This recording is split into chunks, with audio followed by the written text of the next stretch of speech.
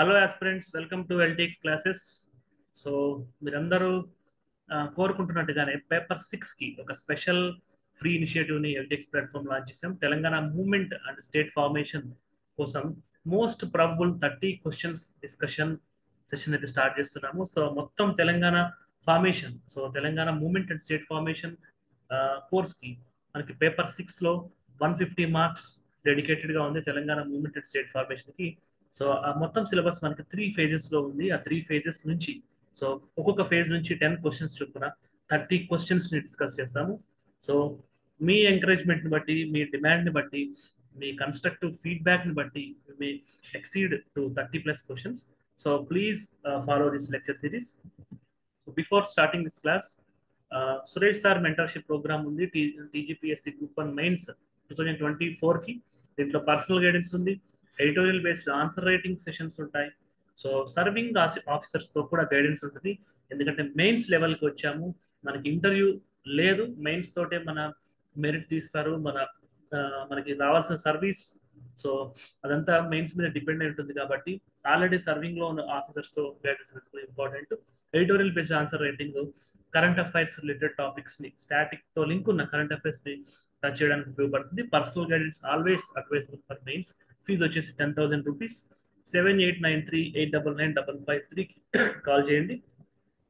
So group 1 full course 25,000కి, group 2 18,000కి మనకి ఈఎంఐ పర్ మంత్ 5,000 రూపీస్తో ఈఎంఐ ఫెసిలిటీస్తో ఇస్తున్నాం. దీనికి కూడా 7893899553కి సంప్రదించండి. లైఫ్ టైం వ్యాలిడ్ అవుతున్నటువంటి కోర్సు. సో ఈ క్లాస్లో మనకి Telangana first day 1 Telangana movement and state formation ఒక మోడల్ క్వశ్చన్ విత్ ఆన్సర్ మనకి ఇస్తాము. సో మోడల్ క్వశ్చన్ ఆన్సర్ ఒకటి డిస్కస్ చేస్తాము.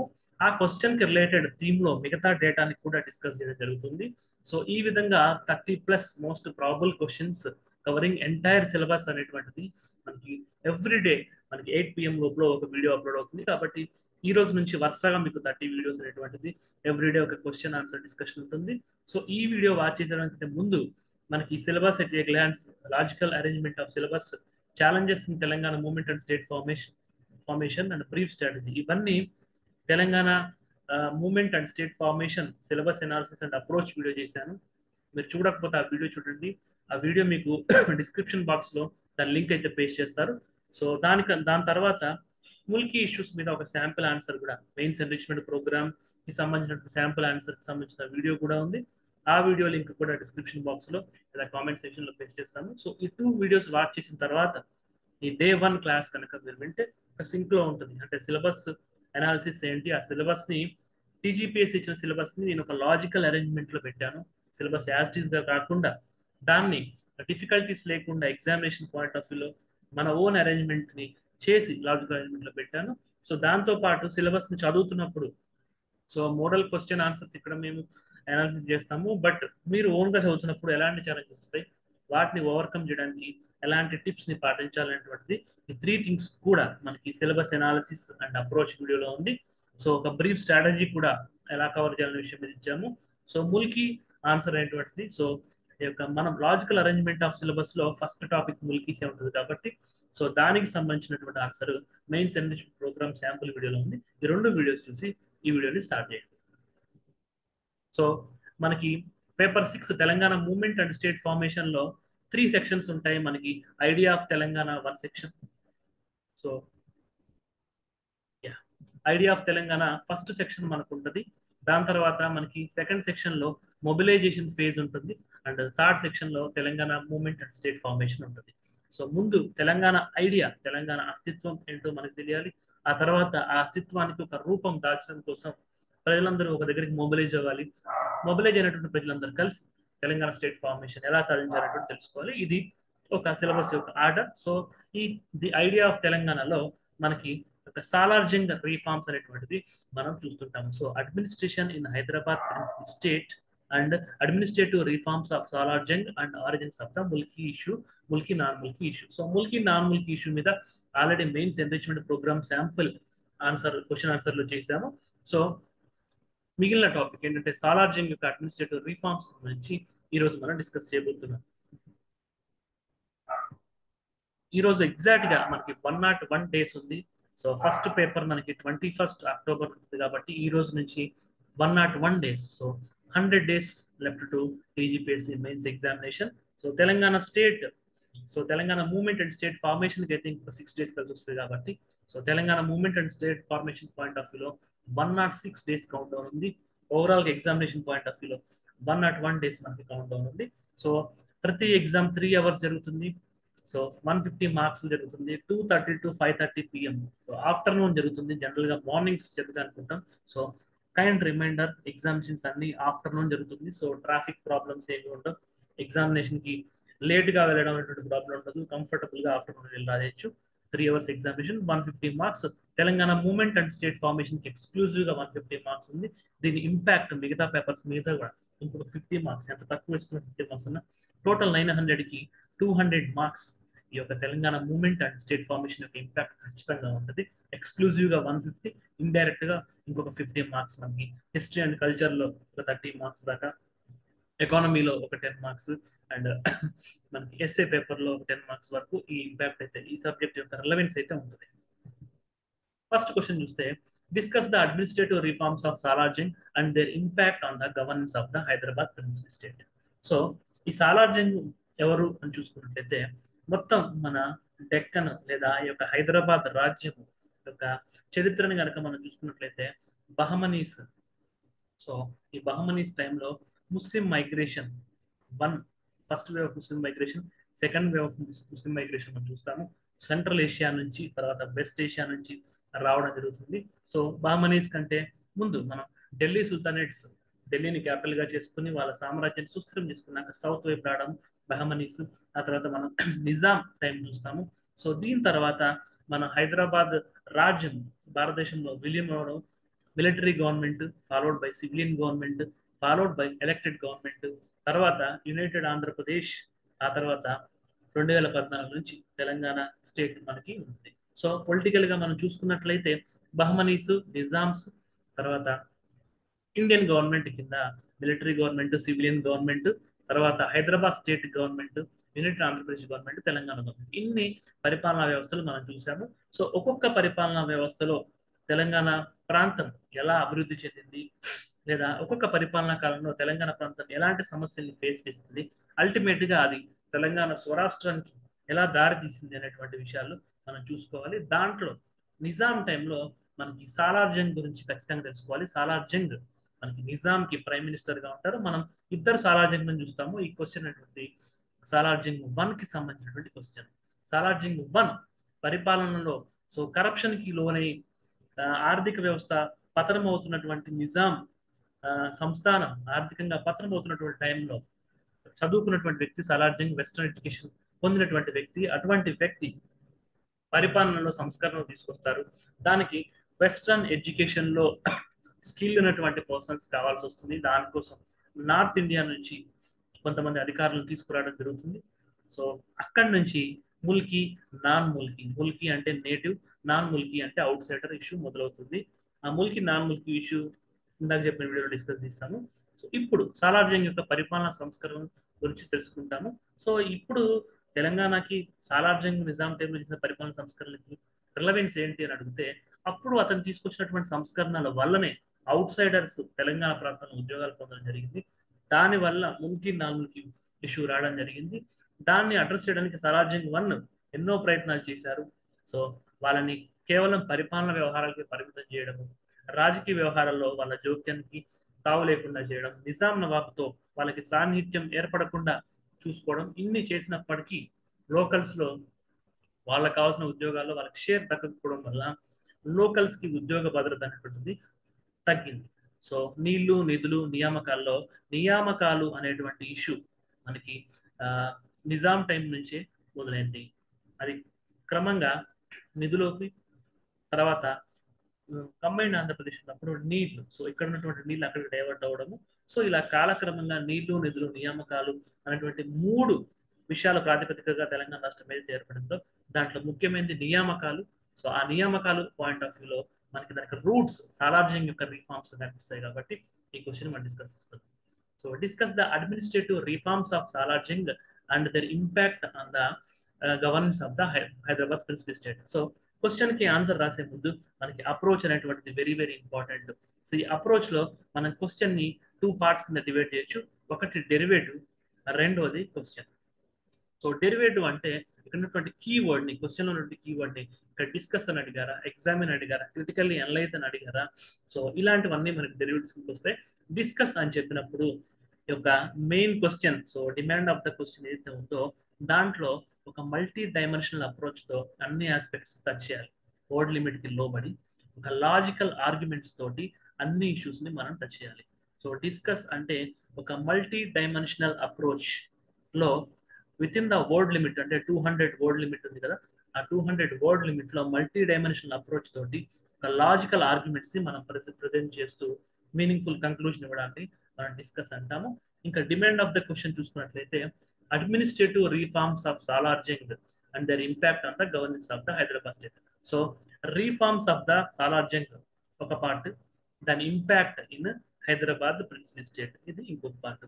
So reforms of the Salar Jung ఒక పార్ట్, హైదరాబాద్ ప్రిన్సిపల్ స్టేట్ మీద దాని ఇంపాక్ట్ ఇంకొక పార్ట్ ని డిస్కస్ అనే కీవర్డ్ లేదా డెరివేటివ్ ఆధారంగా మనం ఆన్సర్ రైటింగ్ రాయాల్సి ఉంటుంది. ఇది అప్రోచ్. దీనికోసం ఇంట్రడక్షన్ లో సాలార్జంగ్ 1 ఎవరు, అతని రీఫార్మ్స్ ఏంటి అనేటువంటి విషయాన్ని తెలియజేయాలి. ఆ రీఫార్మ్ సంబంధించిన డీటెయిల్స్ బాడీలో చెప్తాము. సో కంక్లూజన్ లో వాటి యొక్క ఇంపాక్ట్ హైదరాబాద్ స్టేట్ మీద ఎలా పడింది అనే విషయాలు బాడీలో డిస్కస్ చేసిన పాయింట్లు ఏవైతే ఉన్నాయో వాటిని సమ్మరైజ్ చేస్తూ రాస్తాము. The Hyderabad princely states, once plagued by inefficiency and corruption, witnessed a remarkable transformation under visionary leadership of Salarjung I. So, ఏదైతే హైదరాబాద్ మనకి సంస్థానం ఉందో, once plagued by inefficiency and corruption, so లంచగొండితనము అండ్ పరిపాలనలో ఇన్ఎఫిషియన్సీ, పరిపాలన పటుత్వం లేకపోవడము అనేటువంటి విషయాలతో ఉన్నటువంటి ఒక హైదరాబాద్ సంస్థానము యొక్క సాలార్జంగ్ 1 యొక్క విజనరీ లీడర్షిప్ వల్ల, సో అతని యొక్క మార్గదర్శనంలో ట్రాన్స్ఫర్మేషన్ చెందింది, అంటే ఒక మార్పుకి లోనైంది. So Salar Jung 1 appointed as the prime minister in 1853, Salarjung's reforms laid down foundation for a structured and efficient governance system. So structural issues అంటే పరిపాలనలో ఇన్ఎఫిషియన్సీ, కరప్షన్ కావాల్సినటువంటి రూట్ కాజ్ ఇస్తుందో దాన్ని అతను అడ్రస్ చేయడం జరిగింది. దానివల్ల గవర్నెన్స్ అనేటువంటిది చాలా ఎఫిషియన్సీ లోనైంది. ఇది ఒక మోడర్నైజ్డ్ గవర్నెన్స్ సిస్టమ్ అనేటువంటిది హైదరాబాద్ స్టేట్ లో వచ్చింది. సో అడ్మినిస్ట్రేటివ్ సిస్టమే కాకుండా judicial and police frame works కూడా మోడర్నైజ్ చేశారు. లంచగొండితనము, ఇన్ఎఫిషియన్సీ తోటి సఫర్ అవుతున్నటువంటి హైదరాబాద్ స్టేట్ ని ఒక modernised governance reforms, modernised administrative reforms, modernised police reforms తీసుకురావడం ద్వారా ఒక ట్రాన్స్ఫర్మేషన్ తీసుకొచ్చాడని చెప్పి ఇంట్రొడక్షన్ లో చెప్పారు. సో ఇంట్రొడక్షన్ లో డిమాండ్ ఆఫ్ ద క్వశ్చన్ లో 2 పార్ట్స్ ఉన్నాయి. సాలార్జంగ్ 1 ఎవరో చెప్పారు, అతను తీసుకొచ్చినటువంటి రిఫార్మ్స్ యొక్క ఇంపాక్ట్ ఏంటో డిస్కస్ చేశారు, దాన్ని బాడీలో ఇన్ డీటెయిల్ గా చెప్తారు. సో అతను రిఫార్మ్స్ పాయింట్ ఆఫ్ వ్యూలో అడ్మినిస్ట్రేటివ్, జ్యుడిషియల్, పోలీస్ అన్నాం కదా, అడ్మినిస్ట్రేటివ్ పాయింట్ ఆఫ్ వ్యూ చూద్దాం. Territorial reorganisation divided the state into 5 major divisions. So మొత్తం రాజ్యాన్ని ఒక 5 మేజర్ డివిజన్స్ గా డివైడ్ చేశారు. సో వాటిని డివిజన్స్ అని ఇంగ్లీష్ లో అంటాము. మనకి వాళ్ళ యొక్క నిజాం ఖాన్ నాటి యొక్క పర్షియన్ లేదా ఉర్దూ లాంగ్వేజ్ లో సుబాస్ అని చెప్పేసి అంటుంటారు. Further sub divided into 17 districts. So ప్రధానమైనటువంటి పరిపాలన విభాగంగా మనకి సుబా ఉంది. ఆ సుబా కింద జిల్లాలు, డిస్ట్రిక్ట్స్ అనేటువంటివి ఉన్నాయి. సో డివిజన్ అనేటువంటిది మెయిన్ పార్ట్, దాని కింద ఒక 17 డిస్ట్రిక్ట్స్ అయితే ఉన్నాయి. So appointed subedars for each suba, మొత్తం హైదరాబాద్ రాజ్యాన్ని ఒక గ్రూప్ ఆఫ్ డిస్ట్రిక్ట్స్ ని మనం సుబాస్ అని అంటాము. ఇలాంటి సుబాస్ ఒక 5 ఉన్నాయి. సో ఈ 5 సుబాస్ కి 5గురు యొక్క మనకి సుబేదార్స్ ని మన వాళ్ళు సాలార్జంగ్ 1 నియమించాడు. సో ఒక్కొక్క సుబా కింద మనకి డిస్ట్రిక్ట్స్ కూడా ఉన్నాయి. Total 17 districts. 5 సుబాలు అంటే దాదాపు 3 నుంచి 4 జిల్లాలు ఒక్కొక్క సుబాకి ఉండడం అనేటువంటిది మనం చూస్తుంటాము. ఒక్కొక్క సుబాకి చిన్న జిల్లాలు ఉన్నాయి. ఆ జిల్లాకి కలెక్టర్స్ ని అవ్వల్ తల్కదార్స్, సో అవ్వల్ తల్కదార్ అనేటువంటిది పిలుస్తారు. మనం డివిజనల్ హెడ్ ని సుబేదార్ అని పిలుస్తారు, డిస్ట్రిక్ట్ హెడ్ ని మనకి అవ్వల్ తల్కదార్ అని చెప్పి పిలుస్తుంటారు. And tahsildar for taluks. So సుబా ఉంటుంది, సుబా కింద డిస్ట్రిక్ట్స్ ఉంటాయి, డిస్ట్రిక్ట్స్ కింద మనకి తహసీల్స్ ఉంటాయి. సుబా యొక్క హెడ్ ని సుబేదార్ అని పిలుస్తారు, డిస్ట్రిక్ట్ యొక్క హెడ్ ని అవ్వల్ తాల్కదార్ అంటారు. అంటే తాల్కదార్ అందరికి హెడ్ అని చెప్పి మనం అనుకోవచ్చు. ఇక తహసీల్స్ కింద మనకి వారికి తహసీల్స్ ని లీడర్షిప్ ని తహసీల్దార్ చూసుకుంటారు. సో మన బేసిక్ యూనిట్ కింద మనం విలేజెస్ ఉంటాయి, విలేజెస్ పైన తహసీల్స్ ఉంటాయి, తహసీల్స్ ని తహసీల్దార్ చూసుకుంటారు, తహసీల్స్ అన్ని కలిసి మనకి మనకి డిస్టిక్ ఏర్పడుతుంది, డిస్టిక్ ని అవ్వల్ తాలూకాదార్ అంటారు, డిస్టిక్స్ అన్ని కలిపి సుబా ఏర్పడుతుంది, దాన్ని సుబేదార్ చూస్తారు. ఇది administrative setup. Decentralized and departmentalization. So overall గా మనకి ఎలా డివైడ్ చేసుకుంటారో చూసాము. దానికి డీసెంట్రలైజేషన్ ఎలా ఉంటుంది, ఆ డీసెంట్రలైజేషన్ తర్వాత డిపార్ట్మెంటలైజేషన్ ఎలా ఉంటుంది, వేరియస్ అడ్మినిస్ట్రేటివ్ సెటప్స్ చూసాము. దాంట్లో డిపార్ట్మెంటల్ సెటప్స్ ఎలా ఉంటాయి ఇప్పుడు చూస్తాము. Created 14 different departments including police and revenue to enhance administrative efficiency. Law and order కాపాడడానికి పోలీసులు, ట్యాక్సెస్ ఇవి వసూలు చేయడానికి రెవెన్యూ సిస్టమ్. సో ఎప్పుడైతే పీస్ అనేటువంటిది లా అండ్ ఆర్డర్ ప్రొటెక్ట్ చేసి ఏర్పడిందో ప్రాస్పెరిటీ ఆటోమేటిక్ గా వచ్చేస్తుంది. When there is a peace there is a prosperity. కాబట్టి పోలీస్ ని ఒక కంటితోటి, రెవెన్యూని ఇంకో కంటితోటి సాలార్జంగ్ వన్ చూసుకున్నాడు. Established the Majlis e Malguzari in 1865 for stabilizing land holdings and the Sadar ul మహత్ in 1868 for centralized administration under the four ministers. Established the Majlis-e Malguzari in 1865. 1853లో ప్రైమ్ మినిస్టర్ అయ్యాడు. 12 సంవత్సరాలకి యొక్క మజ్లిస్ ఈ మాల్గుజరీ అనేటువంటి సిస్టమ్ ఏర్పాటు చేశాడు. ఎందుకు ఏర్పాటు చేశారంటే స్టెబిలైజింగ్ ల్యాండ్ హోల్డింగ్స్ అనేటువంటిది. సో రెవెన్యూ, పోలీస్ రెండు కళ్ళుగా ఉన్నాయని చెప్పాను కాబట్టి ఆ రెవెన్యూలో పెద్ద ప్రాబ్లం ఏంటంటే ల్యాండ్ హోల్డింగ్స్ ఫ్రాగ్మెంటెడ్ గా ఉండడము, వాటికి ఒక ఆధారాలు, ఒక కరెక్ట్ ఐడెంటిటీ లేకపోవడం వల్ల రెవెన్యూ కలెక్షన్స్ అనేవి తగ్గుతూ ఉండేవి ఆ టైంలో. దాన్ని స్టెబిలైజ్ చేయడం కోసము ఈ మజ్లిస్ ఈ మల్గుజరీ అనేటువంటి దాన్ని ప్రవేశపెట్టడం జరిగింది. అండ్ సాదర్ ఉల్ మహత్ in 1868 for centralized administration under the four ministers. So మనం రాజ్యాన్ని సుభాష్ డిస్ట్రిక్ట్స్ గా, డిస్ట్రిక్ట్ తహసీల్స్ ని విలేజ్ గా డివైడ్ చేసాము. ఇదంతా డీసెంట్రలైజేషన్. వీటన్నిటికీ ఒక కమాండ్ అండ్ కంట్రోల్ అనేటువంటిది ఉండాలి. దానికి 4 మినిస్టర్స్, ఇప్పటి కాలంలో చెప్పాలంటే గ్రూప్ ఆఫ్ మినిస్టర్స్ అని చెప్పేసి అంటారు. GOM గ్రూప్ ఆఫ్ మినిస్టర్స్ లేదా క్యాబినెట్ సబ్ కమిటీ లాంటివి అంటాం కదా. సో మొత్తం పరిపాలన 4 మినిస్టర్స్ యొక్క కేంద్రీకృతమైంది, సెంట్రలైజ్ అయ్యింది అని చెప్పి అనుకుంటాము. దాన్నే మనం సాదర్ ఉల్ మహత్. సాదర్ ఉల్ మహత్ అంటే ఒక క్యాబినెట్ సబ్ కమిటీయో ఏదో ఒక గ్రూప్ ఆఫ్ మినిస్టర్స్ అనుకోవచ్చు. వాళ్ళు ఒక 4 మినిస్ట్రీస్ ని, ఒక ఫోర్ మినిస్టర్స్ డిపార్ట్మెంట్స్ అన్నింటిని వాళ్ళ కంట్రోల్లోకి తీసుకున్నారు. ఇది కాకుండా వాళ్ళకి ఆదాయ వనరులు ఉండాలి కాబట్టి మజ్లిస్ ఈ మాల్గుజరీ ఇన్ 1865 లో ఏర్పాటు చేయడం జరిగింది. సో ఇదంతా మనకి పోలీస్ రిఫార్మ్స్, మనకి అడ్మినిస్ట్రేటివ్ రిఫార్మ్స్, రెవెన్యూ రిఫార్మ్స్ అని చెప్పి చెప్పుకోవచ్చు. జ్యుడిషియల్ పాయింట్ ఆఫ్ వ్యూలో introduced the law department in 1862 and established the supreme court. So Hyderabad రాజ్యంలో ఉన్నటువంటి సుప్రీం కోర్ట్ ని మజ్లిస్ ఈ మురాఫా అని పిలుస్తారు. మజ్లిస్ ఈ మురాఫా, ఈ terminology very very important. Group 2 కూడా ప్యారల్ గా ప్రిపేర్ అవుతున్న వాళ్ళు ఉంటే supreme court match the following రావచ్చు, లేదా డైరెక్ట్ MCQ రావచ్చు. సుప్రీం కోర్ట్ ని హైదరాబాద్ ప్రిన్సిపల్ స్టేట్ లో ఏమని పిలిచేవారంటే Majlis e Murafa. Created the court of appeal Mahakama e Murafa ఈ అజ్లా. అంటే మనకి వెస్ట్రన్ డెమోక్రసీస్ లో మనం చూస్తుంటాము, సుప్రీం కోర్ట్ ఉంటుంది, దాంట్లో కాన్స్టిట్యూషనల్ ఇష్యూస్ విడిగా, కోర్ట్ ఆఫ్ అప్పీల్స్ విడిగా ఉండడం చూస్తుంటాము. సో అదే విధంగా ఇక్కడ కోర్ట్ ఆఫ్ అప్పీల్ అనేటువంటిది డిఫరెంట్ గా ఉంది. దాన్ని మహకామా ఈ మురాఫా ఈ అజ్లా. సో జనరల్ ఇష్యూస్ అనేటువంటివి కూడా సుప్రీం కోర్టుకి వెళ్తుంటాయి. సో లోయర్ కోర్ట్స్ నుంచి వచ్చే అప్పీల్స్ అన్ని కోర్ట్ ఆఫ్ అప్పీల్కి వెళ్తుంటాయి. దాన్ని మహకామా ఈ మురాఫా ఈ అజ్లా అని చెప్పి పిలుస్తుంటారు. ఇది కాకుండా సుప్రీంకోర్టు కింద మనకి హైకోర్టు కూడా ఉంటుంది. ఈ హైకోర్టుని మహకామా ఐ సాదర్. సో టర్మినాలజీ చూడడానికి డిఫికల్టీగా అనిపించవచ్చు. గుర్తులేని పక్షంలో supreme court, high court, court of appeal అని రాయొచ్చు. బట్ అప్పటి టర్మినాలజీ రాస్తే వాల్యూ అడిషన్ అనేటువంటి ఆన్సర్కి బాగుంటుంది. గ్రూప్ 2 పాయింట్ ఆఫ్ వ్యూ కూడా గుర్తుపెట్టుకోవాలి కాబట్టి హైకోర్టుని మహకామా ఐ సాదర్ అని పిలుస్తారు, సుప్రీంకోర్టుని మజ్లిస్ ఈ మురాలా అని చెప్పి పిలుస్తారు, కోర్ట్ ఆఫ్ అప్పీల్ ని ముఖామా ఈ మురాఫా ఈ అజ్లా అని చెప్పి పిలుస్తుంటారు. సో ఇది లాంగ్ గా ఉంది కాబట్టి ఇది అప్పీల్స్ అని చెప్పి గుర్తుపెట్టుకోవచ్చు. సో హైకోర్టు మహకామా ఐ సాదర్, మజ్లిస్ అంటే ఎప్పుడైనా ఉన్నతమైనది అనేటువంటి మీనింగ్ వస్తుంది కాబట్టి సుప్రీం కోర్టుకి మజ్లిస్ తో స్టార్ట్ అవుతుందని గుర్తుపెట్టుకోవచ్చు. పోలీస్ రిఫార్మ్స్ చూస్తే appointed a superintendent of police SP for each district and inspectors for every 2 talukas. So మనకి మొత్తం రాజ్యానికి సుభాష్ అనేటువంటివి అడ్మినిస్ట్రేటివ్ హెడ్స్. ఆ సుభాష్ నుంచి డిస్ట్రిక్ట్స్ వచ్చాయి. ఈ డిస్ట్రిక్ట్స్ కి మనకి కలెక్టర్ వేరే ఉన్నారు, SP superintendent of police SP ఉన్నారు. ఈ యొక్క డిస్ట్రిక్ట్స్ ని మళ్ళీ డీసెంట్రలైజ్ చేసినప్పుడు మనకి తాలూకా తహసీల్స్ అనేవి ఉంటాయి. 2 తహసీల్స్ ని కలిపి మనకి ఒక తాలూకు సంబంధించిన ఇన్స్పెక్టర్స్ అనేటువంటి వాళ్ళు ఉండేవాళ్ళు. The head of police department మహకామా ఈ కొత్వాల్ managed various levels of police hierarchy. కొత్వాల్ అంటే పోలీస్ అని చెప్పి తెలంగాణతో రిలేటివిటీ ఉన్న ఎవరికైనా అర్థమవుతుంది. సో మహకామా ఈ కొత్వాల్ అనేటువంటి వ్యక్తి మనకి head of the police department, అంటే డీజీపీ అని చెప్పేసి ఇప్పటి కాలంలో మనం చెప్పుకోవచ్చు. డీజీపీని మహకామా ఈ కొత్వాల్ అని పిలిచేవాళ్ళు.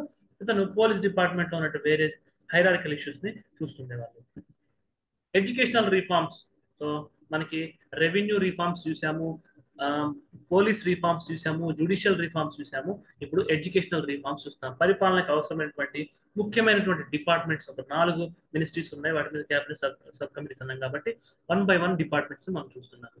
Established Mahbubia college in 1884 and finally supported Aligarh educational institution. So Mahbubia college సంబంధించినటువంటి ఎంసీక్యూ గ్రూప్ 1 లో కూడా మనకు అడగడం జరిగింది. గ్రూప్ 2 లో కూడా ఏ కాలేజ్ ఎప్పుడు ఎస్టాబ్లిష్ చేశారో అడిగే అవకాశం ఉంది.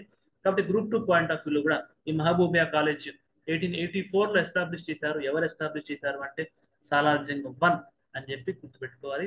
Mahbubia college 1884 and finally supported Aligarh educational institutions.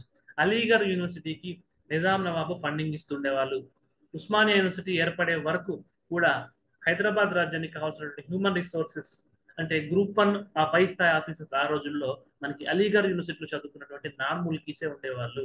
కాబట్టి ఈ యొక్క అలీగర్ యూనివర్సిటీ వచ్చింది, సందర్భం వచ్చింది కాబట్టి చెప్తాను. అలీగర్ యూనివర్సిటీకి నిజాం అప్పటికే ఫండింగ్ ఇస్తూ ఉండేవాళ్ళు. దాన్ని సాలార్జంగ్ 1 కొనసాగించారు.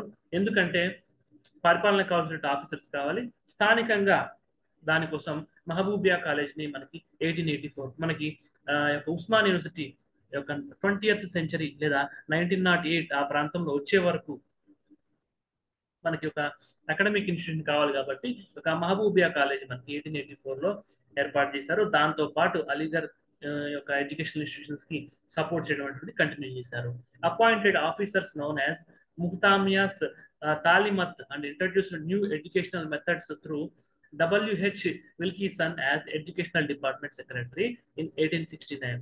సో ముందే డిస్కషన్ నేను చెప్పాను, వెస్ట్రన్ ఎడ్యుకేషన్ లో ఉన్నటువంటి ఎక్స్పర్ట్స్ కావాలి. ఎందుకంటే అకౌంట్స్ డిపార్ట్మెంట్ చూడడానికి ఆనాటి ఇంటర్నేషనల్ అకౌంటింగ్ స్టాండర్డ్స్ కి సరిపడా ఉన్నటువంటి హ్యూమన్ రిసోర్సెస్ కావాలి. అవన్నీ ఇంగ్లీష్ ఎడ్యుకేషన్ లోనే ఉన్నాయి. సో హైదరాబాద్ స్టేట్ యొక్క రెవెన్యూస్ ని పెంచాలి అంటే accounts department, finance department strong గా ఉండాలి. అది ఇంగ్లీష్ ఎడ్యుకేషన్ లోనే వెల్ సూటెడ్ అని చెప్పేసి సాలార్జంగ్ 1 చదువుకున్న వ్యక్తి కాబట్టి అర్థం చేసుకున్నాడు. దానికి అనుగుణంగా బ్రిటిషర్ మనకి ఇంగ్లీష్ వ్యక్తి అయినటువంటి W.H. యూరోపియన్ అయినటువంటి W.H. విల్కిసన్ ని ఎడ్యుకేషనల్ డిపార్ట్మెంట్ సెక్రటరీగా 1869 లో ఒక యూరోపియన్ వ్యక్తిని అపాయింట్ చేసుకున్నాడు. సో ఇక్కడ మనం చూసినట్లయితే ఆనాటి పరిపాలకులు కన్జర్వేటివ్ గా కంటే అడ్మినిస్ట్రేటివ్ పాయింట్ ఆఫ్ వ్యూలో లిబరల్ గానే ఉన్నారు. నాన్ ముల్కీస్ కి ఇక్కడ ఉద్యోగాలు ఇచ్చారు. ఈ యూరోపియన్స్ ని కూడా డిపార్ట్మెంటల్ సెక్రటరీస్ గా నియమించుకున్నారు. సో పరిపాలన సంస్కరణల పాయింట్ ఆఫ్ వ్యూలో వాళ్ళు లిబరల్ గానే ఉన్నారు. అండ్ నాన్ ముల్కీస్ లైఫ్ స్టైల్లో లిబరల్ గా ఉంటారు. హైదరాబాద్ స్టేట్ వాళ్ళు లైఫ్ స్టైల్లో కన్జర్వేటివ్ గా ఉంటారు. అడ్మినిస్ట్రేషన్ లో హైదరాబాద్ కి సంబంధించిన వాళ్ళు లిబరల్ గానే ఉంటారని చెప్పి మనం అర్థం చేసుకోవచ్చు. Salar Jung's comprehensive reforms modernised the Hyderabad principal states administrative, judicial, police and educational systems. Administrative systems లో చూసాము సుబాస్, డిస్ట్రిక్ట్స్, తహసీల్స్, వాటి heads subedar, district collector, tahsildar చూసాము. పోలీస్ పాయింట్ ఆఫ్ వ్యూలో కూడా డీజీపీ ఎలా ఉంటారు, 2 తాలూకాస్ కి ఒక తాలూకుదార్ ఎలా ఉంటారు, కొత్వాల్ అనేటువంటి వాళ్ళు ఎదురుగా ఉంటారు. జ్యుడిషియల్ లో కూడా court of appeal, supreme court, high court, floor judiciary ఎలా డివైడ్ చేసాము. ఎడ్యుకేషనల్ సిస్టమ్ లో కూడా మహబూబియా కాలేజ్ ఏర్పాటు చేయడం, ఎడ్యుకేషనల్ డిపార్ట్మెంట్ కి యూరోపియన్ అవుతుంది సెక్రటరీగా చేయడం మనం చూసాము. His visionary leadership and structured governance framework not only address the state's immediate challenges, so state యొక్క అడ్మినిస్ట్రేటివ్ ఇన్ఎఫిషియన్సీతో పాటు యొక్క రెవెన్యూ డెఫిసిట్ అనేటువంటి 2 ఇమీడియట్ కాసెస్ ని అడ్మినిస్ట్రేటివ్ సెటప్ ని పుష్ చేయాలి. రెవెన్యూ డెఫిసిట్ ని ఓవర్కమ్ చేసి ఎక్స్చెక్కర్ నింపాలి. వీటికి ఇతని ఫ్రేమ్ వర్క్ అయితే సూట్ అయింది. Immediate challenge but also stage for further advancements leaving lasting legacy of efficient and modern governance. So ఒక సాలార్జంగ్ యొక్క రీఫార్మ్స్ ఏ విధంగా ఒక పాజిటివ్ ఇంపాక్ట్ చూపించాయో అవన్నీ డిస్కస్ చేశాము. ముల్కీ ఇష్యూస్ లో అవి యొక్క రీఫార్మ్స్ అనేటువంటివి ఫర్దర్ గా ముల్కీ ఇష్యూకి ఎలా దారి చేశారనేటువంటిది శాంపుల్ వీడియోలో ఉన్నాయి. దాన్ని కూడా మీరు చూస్తారని ఆశిస్తున్నాను. If you have any doubts, feel free to mail me ravikantcharma9@gmail.com. So please give your support by sharing, liking, and giving a positive comments in the comment section. Have a nice day. Take care. ఇంకా 101 days count ఉంది, జాగ్రత్తగా prepare అవ్వండి. Telangana movement and state formation point of వ్యూలో 30+ questions అయితే free initiative యూట్యూబ్లో ఇస్తున్నాం కాబట్టి ఈ సబ్జెక్ట్ సంబంధించిన వరకు మీ బర్డెన్ని మేమే తీసుకుంటాము. Have a nice day. Take care.